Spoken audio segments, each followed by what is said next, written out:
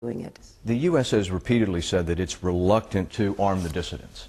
Why? Well, first of all, we really don't know who it is that would be armed. This is not Libya, where you had a base of operations in Benghazi, where you had people who were representing the entire opposition to Libya. You could get your arms around what it is you were being asked to do and with whom.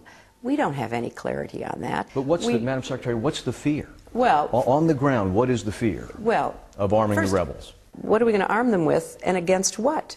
You're not going to bring tanks over the borders of Turkey, Lebanon, and Jordan. That's not going to happen. To whom are you delivering them? We know Al-Qaeda, Zawahiri, is supporting the opposition in Syria. Are we supporting Al-Qaeda in Syria?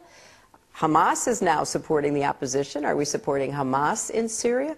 So I think, Wyatt, despite the great pleas that we hear from those people who are being ruthlessly assaulted by Assad, if you're a military planner or if you're a Secretary of State and you're trying to figure out, do you have the elements of an opposition that is actually viable, we don't see that.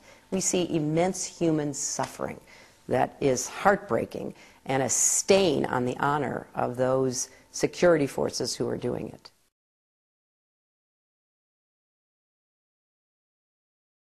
Hillary Clinton now sees that the world is blowing up. She was Secretary of State for President Obama, and so she said in this interview with Jeffrey Goldberg of The Atlantic that it had been a failure of the administration not to supply rebels in Syria. Now, she's made that point before, but she made it pointedly, and she's been stepping toward this kind of a break. When I interviewed her on National Public Radio's On Point show a couple of weeks ago, she said something similar when I asked her about who deserves blame for all of the crises in the world right now.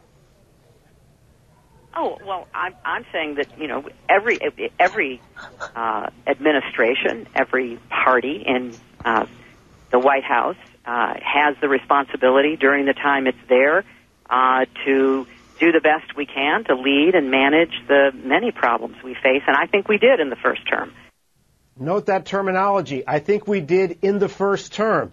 We're now in the second term, and Hillary Clinton is putting some distance between herself and the president.